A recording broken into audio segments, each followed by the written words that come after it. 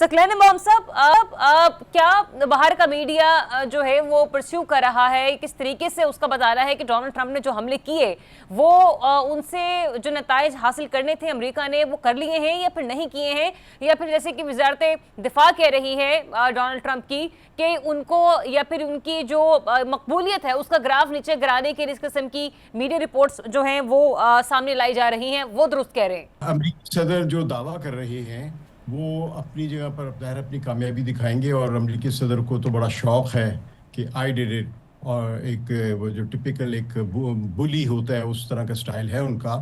लेकिन एक जो चीज़ है वो उन्हीं के इसी दावे पर अब अमेरिका के अंदर मगरबी मीडिया में और दूसरे जो दिफाई माहिरीन हैं वो सवालात उठा रहे हैं, क्योंकि जो उन्होंने हमले किए थे वो बड़े वाज़ेह तौर पर सबको पता है कि नतान्स और इस्फहान में उन्होंने B-2 बॉम्बर से बमबारी नहीं की है।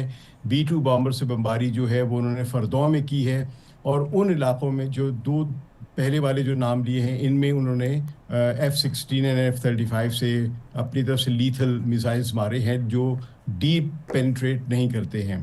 तो अब अगर डीप पेनिट्रेट नहीं करते तो इसका मतलब ये है कि सतही तौर पे जो ज़मीन के ऊपर इमारतें हैं वो ज़रूर तबाह हुई होंगी या अच्छा। डैमेज हुई होंगी।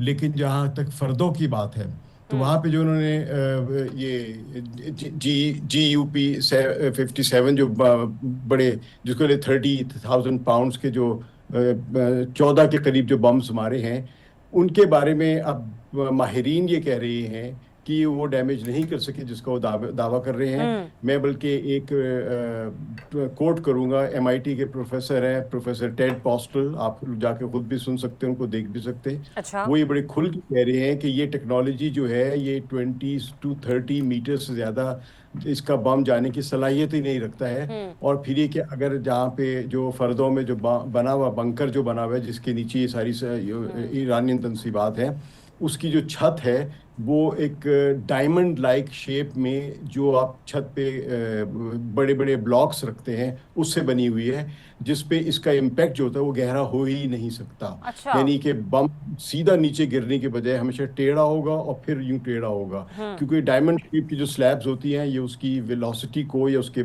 इम्पैक्ट को कम कर देती हैं।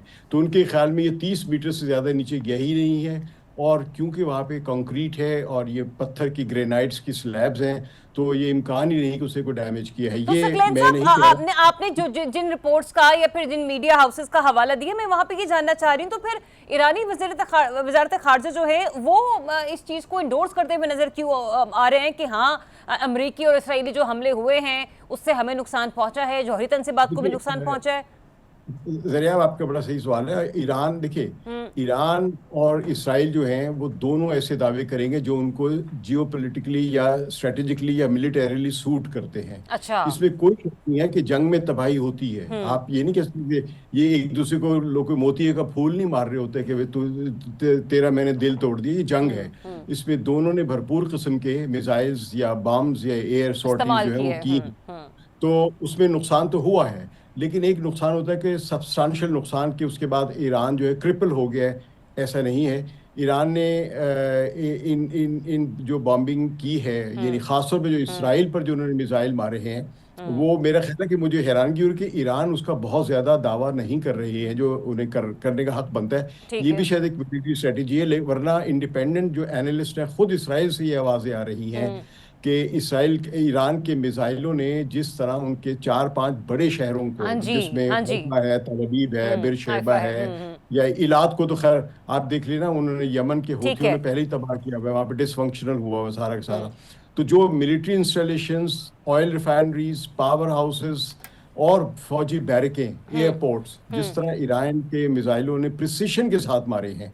और इस बात का जो तस्दीक है ना, ये वो तो खुद डोनाल्ड ट्रंप जो है वो अमेरिकी मीडिया पर भी करते हुए नजर आ रहे हैं। मैं इसी कुछ चीज को लेकर आगे बढ़ूं। मैं यहाँ पे एक बात कहूंगा, जो जंग बंद हुई है, इसमें एक जबरदस्त बात देखने की जरूरत है कि ये जंग बंद इसराइल को बचाने के लिए डोनाल्ड ट्रंप ने ब्रोकर की है। ठीक है, ये सीज फायर है, और इसका एक सबूत सबसे बड़ा भी है कि ये उन्होंने जो यानी ये मैं आपको एक आज ही की खबर दे रहा हूँ कि आज डोनाल्ड ट्रंप ने ये कहा है कि हमने चीन को ईरान से तेल हाँ जी, दरामद हाँ जी, की इजाजत दे दी है। तो इसका मतलब ये है कि डोनाल्ड ट्रंप ने चीन को मुदाखलत के लिए कहा कि वो ईरान पर दबाव डाले ठीक, कि आप कोई जंग बंदी के लिए तैयार हो जाए। ठीक है सकलेन तो साहब, इस पॉइंट आपका आ इसराइल गया। को बचाने के लिए किया गया सारा कुछ। ठीक है।